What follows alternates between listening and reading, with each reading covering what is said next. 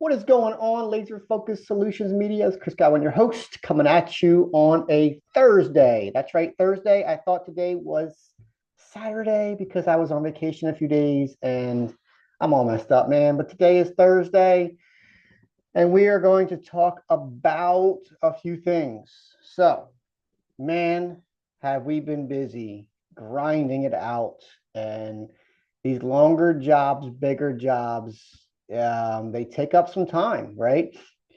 But what I wanted to share is I love when existing customers come to me and say, hey, I got something for you. I need you to think on it. I need you to figure out a way.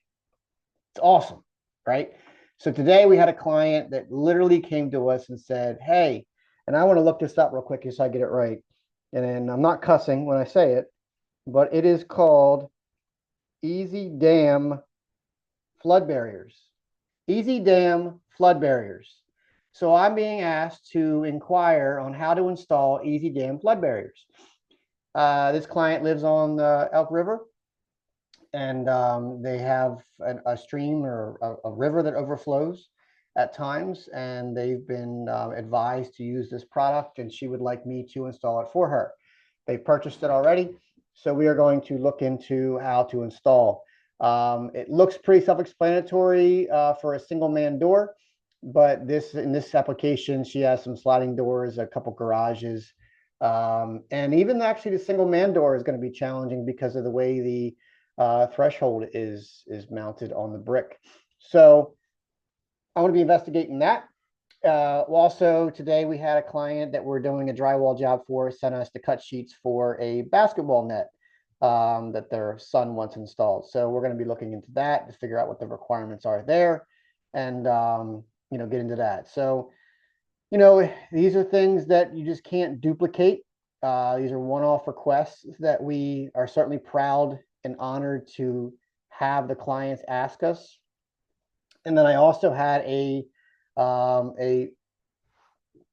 owner of homes, I guess I should say. I almost said property manager, but I guess you could consider him a property manager as well. He self-manages. So asked me about doing chairlifts, which has got me thinking now into that. So we did go back today and install a grab bar. And man, for those of you who do grab bars, they're not easy, they're not hard, but they're tedious and you can get them wrong. So, man, this one kicked my butt. Client wanted one installed, was not happy that I chose a Home Depot product, Glacier Bay. This customer knows what he likes, and I admire that, and I appreciate that, and I want to install the best for my clients. So, knowing that, I'm now a Moen Kohler guy when it comes to products, plumbing products specifically. So went ahead and got that fixed, got that replaced, and took care of that client today. Then we went back to the drywall job that we're doing and put our first coat on. And we went down to the existing customer job down in by the water. And we, took care of a few things there, moved some furniture back, kicked some carpet, and got that thing ready so she can move her furniture back in that room. Hung a blackout shade along the sliding glass door. So that's all knocked out, done, and we're gonna give her an estimate for a couple bathroom remodels next, and a few other things. So just again, I can't say enough about the feeling it is just to leave a client's house and say, hey, I'll think of something else, but here's two more things for you. Can't wait to see you again. We get that a lot. So tomorrow we're going to go back and try to finish up the basement install. The stairs first coat went down today. Tomorrow we're going to go back, put a second coat on the treads, install the handrail. This client wants us to, again, get creative with the post and handrail in regards to being able to remove it. So I'm thinking of using what they call T-nuts. I was going to use T-nuts on the back side of the treads, the kick plate, and I was going to use 4-inch long 3/8 bolts with lock washers and washers to then be able to remove at will when needed. I also purchased from it's more or less a decking application. There is a 45, I think it's a 40-degree and a 30-degree angled, and I guess I could probably get the cut sheet and show you on another video. But basically my thought process there is that we could mount the bracket onto the post, onto the wall at the top, and then, pretty much set the handrail down inside, screw in the sides, boom, stationary. When they need to remove it, they can back those screws out, lift the railing off, move it aside, take the bolts out of the bottom, and then that'll be that. So it's not something that's every day, and it's not something that's ideal. But in this basement that's existing, the stairs is very tight. So getting furniture in and out is impossible. So this was what I've come up with to make it the most secure, the most stable, but yet still be removable. So we'll see how that comes together tomorrow. Like I said, finish coat treads, finish coat on the post and handrail. And then that job will be coming to a close on that phase. We did get asked to add 2 doors, one to a laundry room, one at the top of the steps to replace. So we got those doors on order, and we'll get those going as well. Did close a job today for LVP flooring install for Monday. We had a couple jobs get pushed, so that worked out perfect. So that'll be taking place. Client called us up, said the toilet was running a little bit from a flapper. A couple bulbs we got to change out, and I got a couple of repeat customers with some small things to tackle next week as well. So we're booking out on the small stuff, which is nice. I got a couple of big things going on, which is nice, and we just continue to push. From a YouTube perspective, we are working behind the scenes on some thumbnails. We're working on some descriptions. We're working to improve this process as well. From a bookkeeping perspective, we are transitioning from my former bookkeeper to my new bookkeeper. From a branding perspective, we still have to get the yard signs made. We still have to get the postcards made. We still have to get all that stuff made.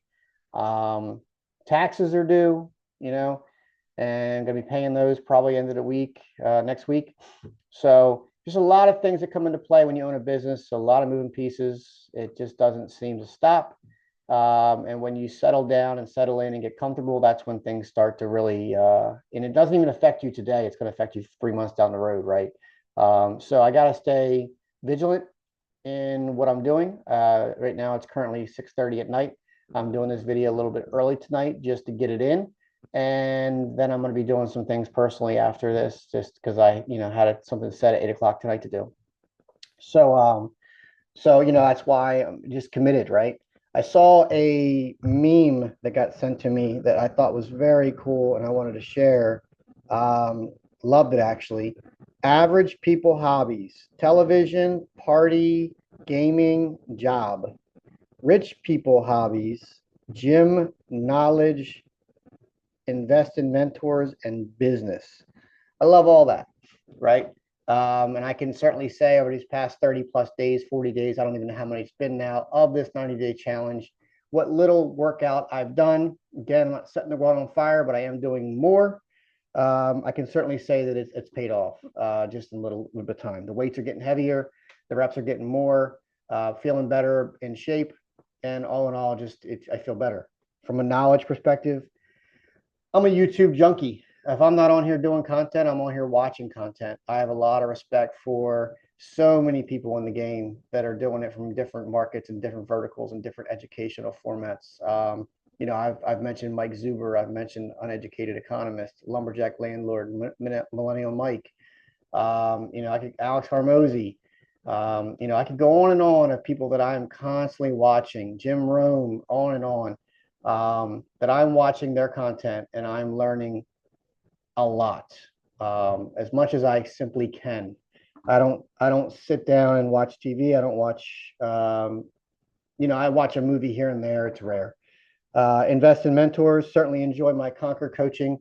I enjoy, all of the social media groups that I'm a part of. I enjoy reaching out to the individuals that own businesses, that invest in their time. It's fun to be challenged. It's fun to have those conversations, and I certainly encourage it. And from a business perspective, I'm constantly trying to grow. I'm constantly trying to figure out how to elevate this business this brand and what we're doing in this community in Middletown, Delaware. So very much appreciated this meme that I got sent to me last night into the morning. It was awesome to wake up to and see, and I relate a lot to it. So with that, we're gonna end tomorrow. We're gonna hit it hard. Close out on this basement job and apply second coat to the Middletown drywall job and see what else we can get done. And I have too many estimates to do and not enough time to do it. So, man, I am at a good place to be. It's a good problem to have, but if I'm not careful, it'll get away from me where clients will start getting upset. So I got to lock in on that.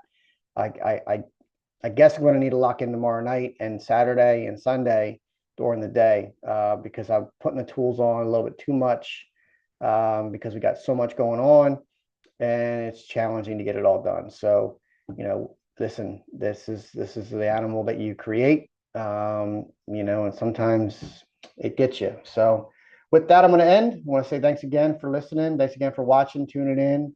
Do my best to bring value, bring content, help you guys understand my struggles, my successes, what you can do different. If you're a client, what it's like to have a handyman or a home repair guy come out to your house. What's he thinking about after hours? This is it right here. If you're wanting to get into business in a home repair space, this is what it looks like at 6:30 at night on a Thursday night. You know what I mean? I'm doing a mental dump just to kind of, for you and for me to improve. So with that, I'm going to end. Appreciate it.